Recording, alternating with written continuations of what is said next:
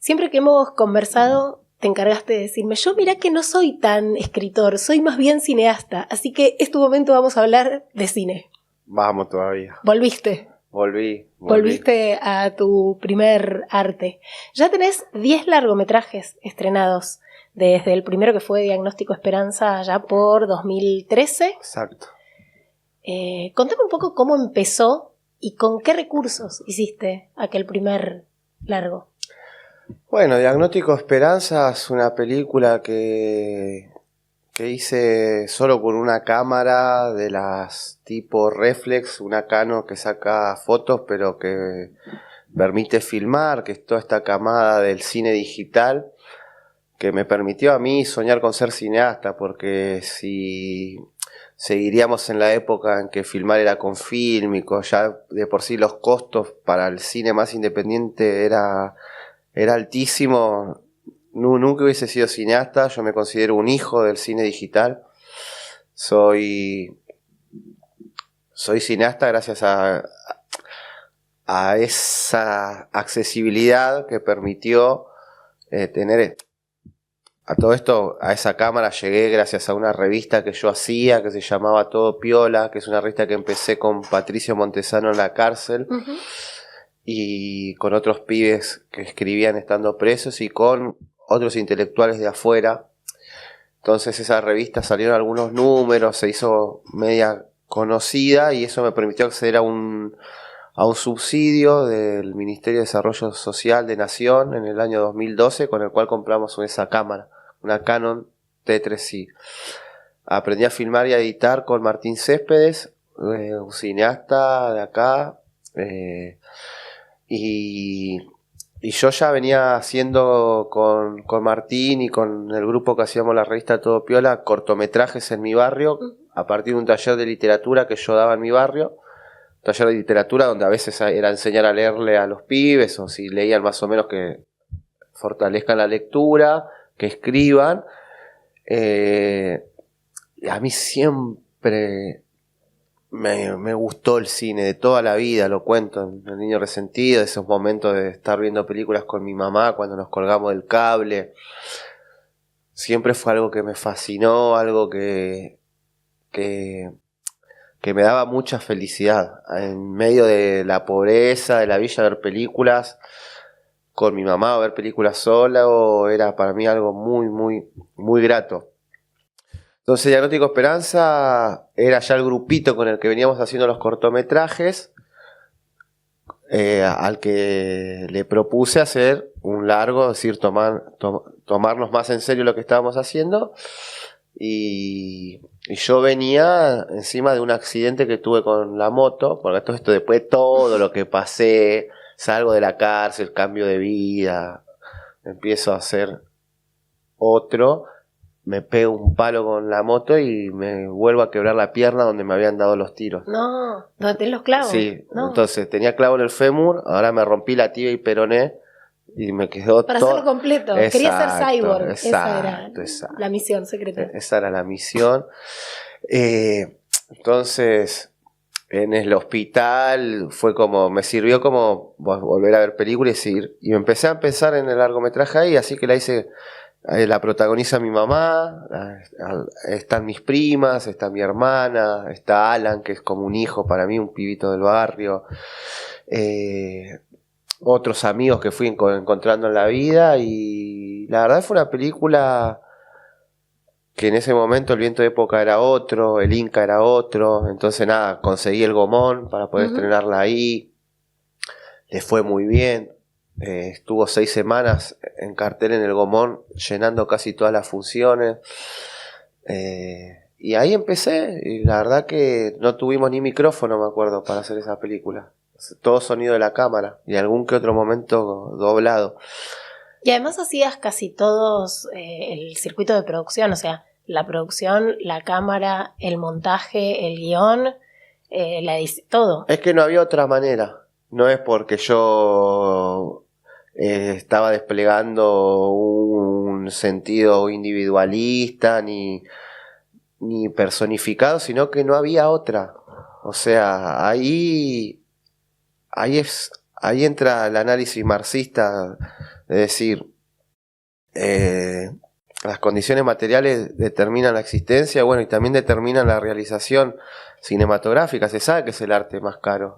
Aún en su vertiente digital sigue siendo un arte caro, difícil, porque está bien, conseguir la cámara para filmar y después ¿dónde la editas?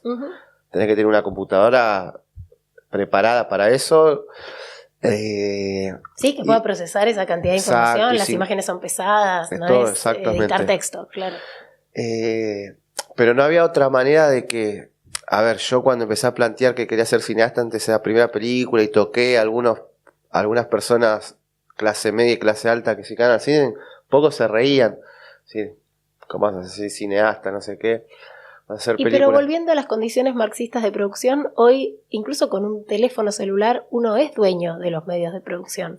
Digo, tardarás más tiempo, lo harás en otro ritmo, tu procesador no será tan genial, pero con paciencia, los medios de producción están de nuestro lado. Me encanta lo que estás diciendo, porque a mí me pasa que conozco pibes en los barrios que editan inclusive en el celular, obvio, con CapCut, con alguna de esas aplicaciones, y no sé, meten hasta efectos especiales que ni yo sé hacer en el Adobe Premiere o en el Final, en el programa que sea. Eso sí es tal cual, y hay mucho material, viste, mucho contenido, como se dice hoy en redes, como especies de sketch o minificciones que están haciendo los pibes en los barrios. Y eso es porque el celular trajo como esa igualdad. Pero lo ideal no, eso hay que tener cuidado, porque tampoco hay que hacer como una épica de esa precariedad. Yo quiero filmar una película como se filma una película, ¿me entendés? Puede estar esa decisión estética, la hago con un celular porque es una decisión estética, porque decido hacerla así y no porque no me queda otra. A la vez es interesante, pero digo, no vas a comparar nunca la calidad de una cámara buena de cine vista en una pantalla gigante a lo que se puede ver en un celular. Aunque, ojo, hoy tenés celulares como ciertos iPhone que tienen una definición similar a una cámara de 16 milímetros, por ejemplo. Pero digo, a mí no me quedó otra para empezar a ser cineasta que aprender el oficio. Tenía que aprender a filmar, porque nadie iba a poder filmar con la intimidad y lograr llegar a ciertos lugares de los barrios populares que si no era alguien de ahí, por más que el de afuera venga con todas las buenas intenciones. Ahí sí corre un poco el esencialismo, digamos, yo tengo momentos registrados en mis películas que es porque soy amigo de los pibes y porque confían en mí. Y eso no lo va a poder lograr alguien que no es de afuera. Va a tener que estar varios años hasta ganarse la confianza para recién filmar, que es lo que no se hace todo al revés acá. Acá el cineasta no pisa una villa, igual te filma una película en la villa, o sea, filma la primera que pisa una villa es en la primera jornada de rodaje. Claro. Y eso está mal. Eso está mal, porque si vos vas a la antropología, a la sociología, no puedes hacer eso. Vos tenés que ir y juntar datos, conocer el mundo, porque no podés escribir sobre un mundo que si no vas inventariando todo lo que hay ahí, ganándote la confianza, digamos. Sí, el trabajo de campo. La antropología, la sociología, la cultura lo tiene reestudiado. Exactamente, sí. Bueno, ese trabajo de campo, si lo hiciera el cine nacional, hubiese logrado producciones mucho más interesantes y profundas. Creo que en el cine, es decir, las imágenes que ha dado el cine sobre los barrios populares en Argentina son muy injustas y muy perversas. Han hecho mucho daño, muchísimo daño, ¿no? Porque presentan solo una versión monocorde, uniforme, que aleja y ahí es donde entra esta cuestión que yo digo que a veces cuando hablan de no visibilizar realidades o que somos invisibles, ¿no? Los sectores populares, yo digo que para mí eso es hay un problema, es medio peligroso, porque para mí no pasa que no seamos visibles, para mí es todo lo contrario, estamos hiper representados visualmente. No, o sea, por algo las series sobre el mundo carcelario, sobre los barrios populares siempre tienen público, siempre hay un interés. de los espectadores de ver esas cosas. Entonces no pasa porque no nos ven, si no, no existirían esas producciones.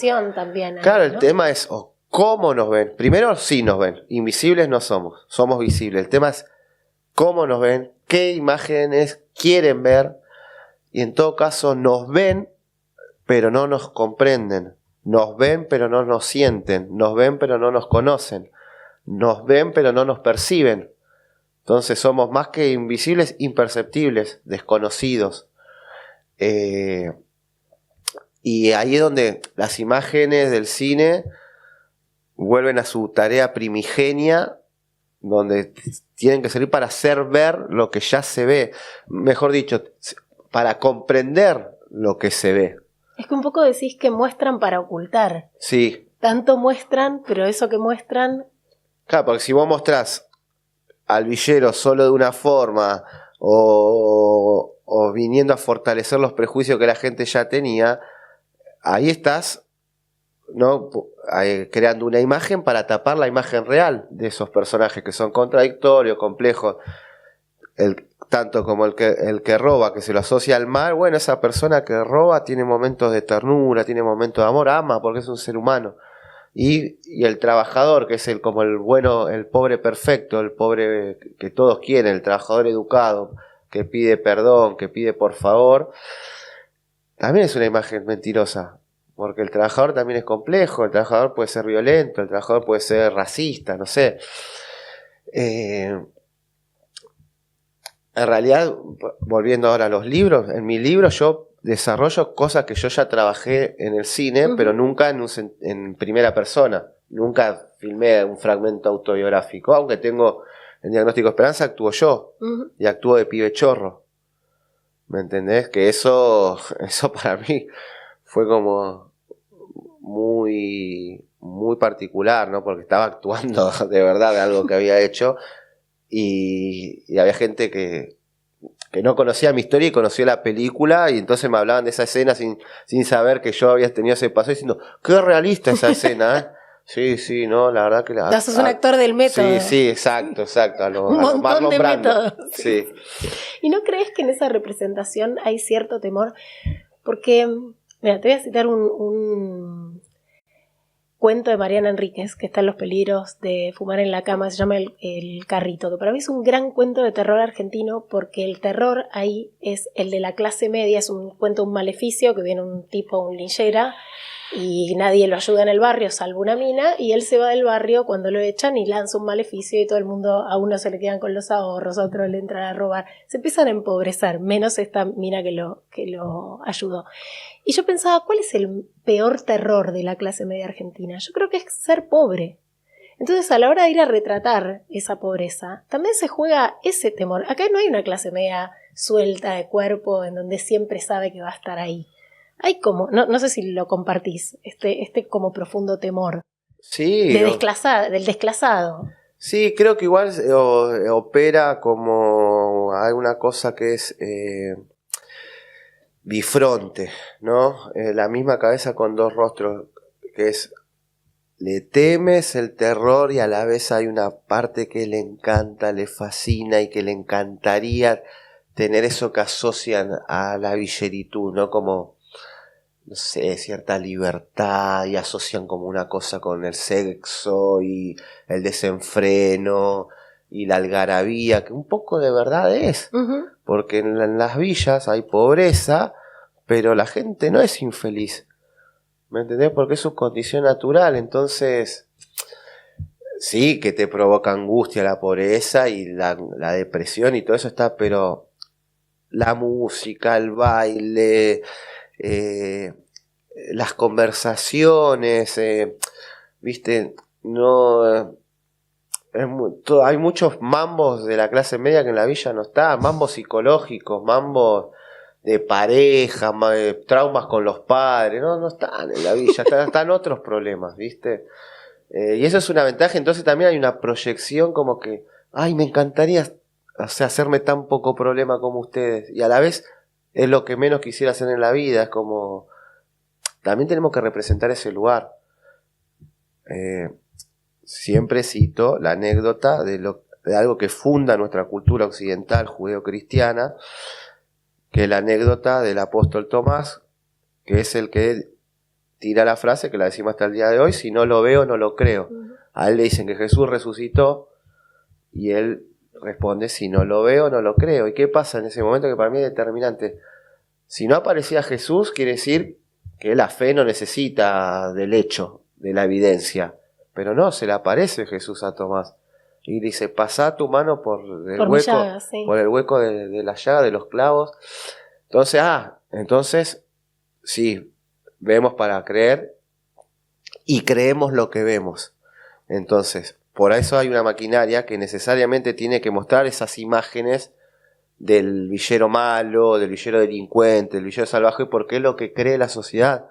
Y entonces las imágenes tienen que alimentar, robustecer y mantener esa creencia. ¿Me entendés? Si las imágenes fueran otras, tiene que empezar a creer en otra cosa. El ciudadano no tiene ganas, nadie hacer el esfuerzo, sí, claro. Nadie rompe, o muy pocos rompen con las creencias.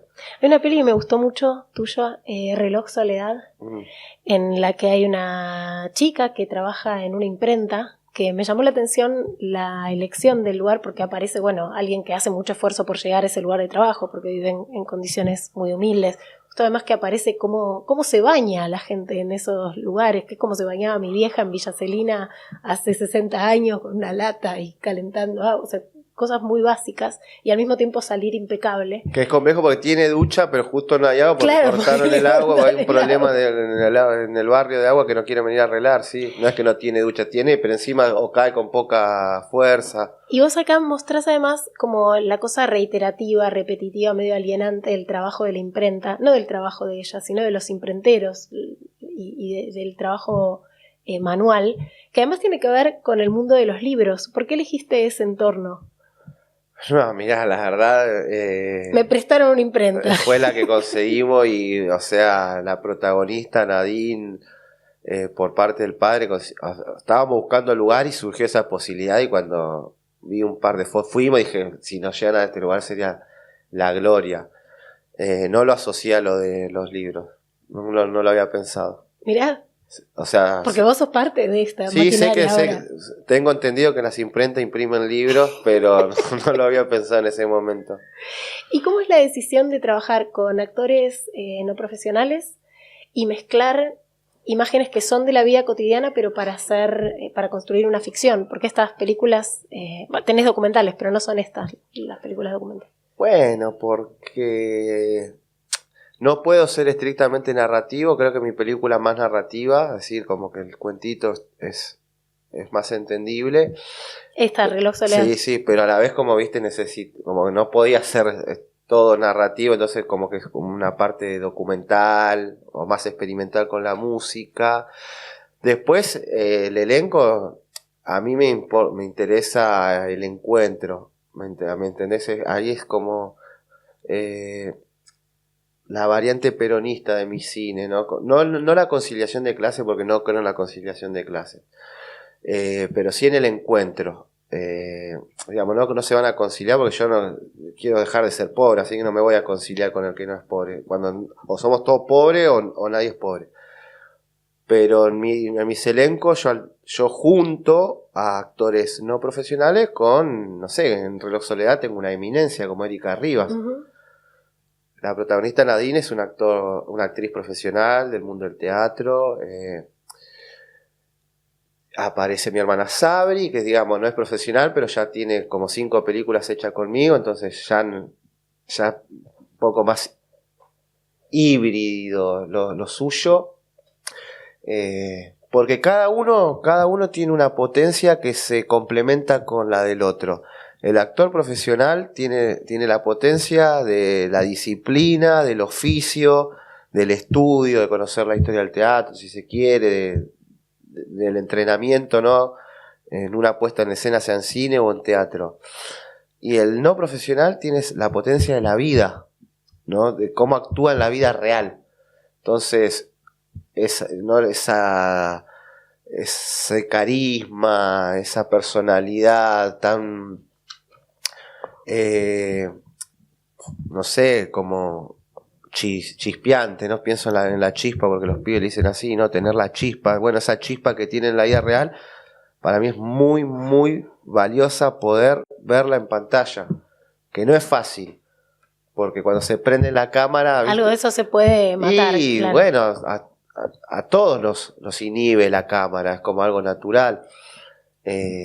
Pero creo que es como un complemento que lo hago en todas mis películas desde la primera, junto a actores no profesionales con actores profesionales.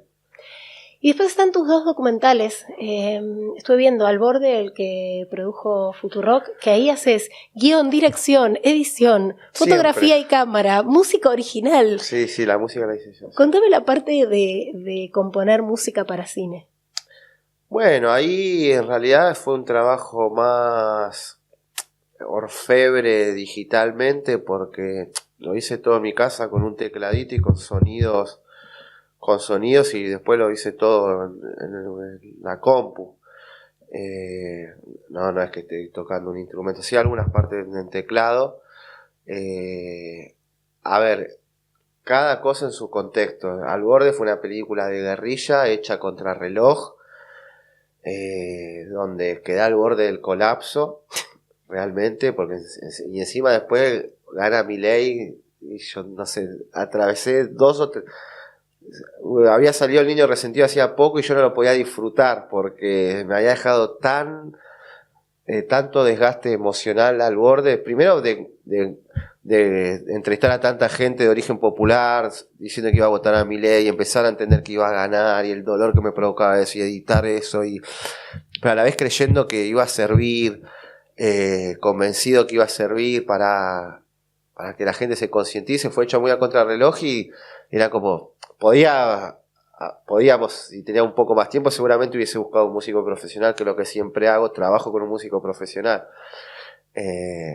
Acá no, como era contrarreloj y había que... No, era una película urgente que además quedó como un gran testimonio de época, porque está filmada justo antes de las elecciones que termina ganando Milei. Y ahí hay unos contrastes bien interesantes, como niños de sectores populares coqueteando con los vouchers para ir a estudiar a escuelas privadas y niños de Recoleta y Percheto saliendo de escuelas privadas diciendo no, la importancia de la escuela pública. Es como una gran eclosión, ¿no? Bueno, pero es la complejidad que había que entender bien, que no pudimos entender en ese momento, que en algún momento habrá que entenderla, cuando decía lo del esencialismo y el problema de caer con que pues, si sos pobre o sos víctima, si sos pobre sos malo, si sos pobre sos bueno. O te corresponde ser progresista. Sí. Entonces todos los demás son... A ver, hay momentos que amo esa película. La película abre con un nene en Mar del Plata, en una villa de Mar del Plata, diciéndome, Milei es un viejo violín, sí. Y ¿qué es un viejo violín? Y algo más, no, solo eso, ¿entendés? Y al visto los hechos, no violín porque haya violado, es un significante, decir que maltrata a las mujeres, que es un ordinario hablando, todo eso quiso decir el pibe. ¿Me entendés? Que en Cana, mira, imagínate si guacho es un problema, como habla Milei sería, pero no dura ni 2 minutos en una cárcel, siendo así como es. Pero también tengo muchos testimonios de la gente votándolo porque era un fenómeno pop y el padre diciendo porque mis hijos lo vieron en TikTok, y cuando yo no repregunto casi en la película, solo como una pregunta básica, ¿a quién vas a votar y por qué? Pero si me permite alguna repregunta era cuando digo, ¿pero estás de acuerdo, por ejemplo, con privatizar la salud? ¿Con que vos vayas a una guardia y tengas que pagar por cualquier cosa? No. La mayoría me respondió que no, y lo de la educación, 1 o 2 dicen lo de los vouchers, y aparte los mismos compañeros lo miran como diciendo, ¿estás seguro? Sí. Y dice, bueno, pero no quedó, no, porque viste que la gente ahora dice que no, era lo que voté. No sé, sí, para mí la clase alta que vota Milei votó con ese odio, y él representa muy bien ese odio de la clase media y media alta de este país. Eterno, un odio que no va a salir nunca de este país, que hay que aprender como a domarlo, como se dice ahora. Todos me decían, no lo va a hacer, entonces no es que lo votaron para lo que hizo después. Gente creía que iba a dolarizar, se lo creyeron de verdad, ¿viste? Y también una cosa de fenómeno pop, que a veces no es mucho más que eso. Un fenómeno de un momento, algo que parece eterno, no dura nada. Los nazis se autopercibían de un imperio de 1000 años. Estaban convencidos y las mismas potencias saludaban a Hitler como un emperador. ¿Me entendés? Inglaterra, Francia. Francia se rindió casi sin tirar un tiro porque decían, ¿para qué vamos a combatir si esto llegó para quedarse 1000 años? Y ahora... Y hay una decisión en general en tus películas, hay muy poca voz en off, incluso en ficciones, estoy pensando en Lluvia de Jaulas, que hay alguna intervención en donde aparece, creo que es tu voz, diciendo algunos poemas. Sí.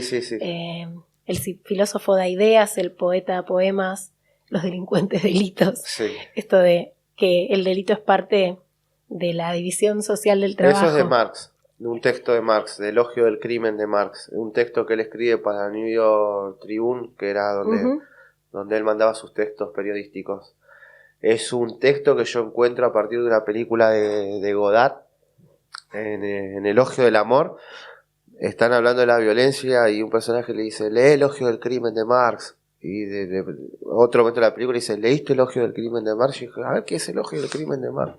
Y encuentro ese texto donde dice eso y digo, no lo puedo creer. ¿Me entendés? Cuando uno se cree que inventó algo, que está pensando algo que es nuevo, ya está todo pensado. Lo pensó 150 años atrás.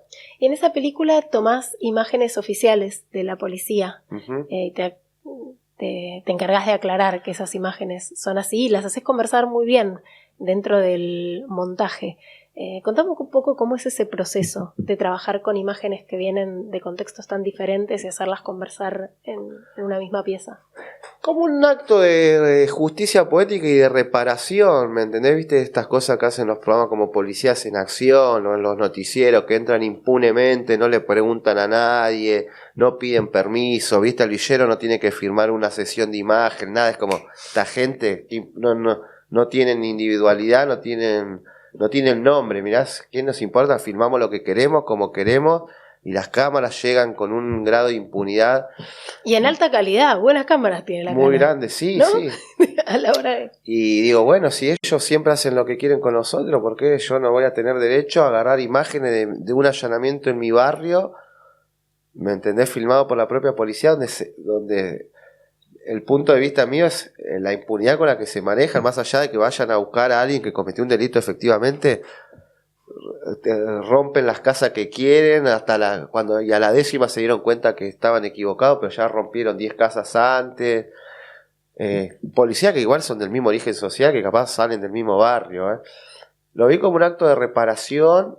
Dije, ya que hacen siempre lo que quieren y no nos preguntan, porque yo voy a preguntar a una institución que encima es una institución a la que el ciudadano le paga el sueldo. Me puse re... Con la nuestra. Sí, mal.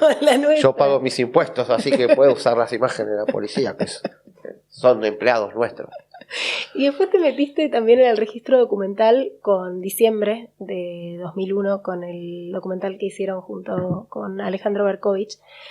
¿Cómo fue repasar esa historia? Porque ahí ya trabajaste con imágenes de archivo, con otro tipo de material. Ahí fue más colectivo, ahí sos más una codirección. Y además con la excusa que me encantó de contarle a una chica que nació en diciembre de 2001 cómo había sido, ¿no? También como un material de época. Claro, esa es la idea de Nahuel Prado, el que fue el guionista, y es Sabri, mi hermana, la chica. Mirá. Sí, que nació en el 2000 igual, nació en el 2000 y sí, ese fue el puntapié y me encantó también, es más periodístico, a mí me encanta el periodismo. Viste, yo en el cine no me cierro, viste, sí tengo mis cineastas de cabecera y tengo mi gusto personal, pero viste, ni siquiera es como que fue un encargo, lo disfruté muchísimo, viste, sabía que no iba a poder volar tanto ni hacerme tan de loco porque también era como algo didáctico que había que hacer, generar conciencia. Se cumplían 20 años, era una fecha muy especial, es decir, 20 años del estallido social, se iba a estrenar para los 20 años, se estrenó en Plaza de Mayo, eso fue increíble, muy, muy emotivo. Y me gustó, me encantó ceder, si se quiere, la autoría, Y nada, viste, obvio que tenía la decisión final, porque también la edité yo a esa película, pero nada, y animación, cosa que yo nunca había hecho, las animaciones sobre el corralito, sobre alguna que otra cosa más sobre el dólar, y es más sencillo, bueno, viste, es esto. También aparece lo de los saqueos. Sí, me encantó, diciembre, la verdad que me encantó. Vamos a hablar en el próximo y último episodio de tus cineastas favoritos. Vamos. Esto no se termina.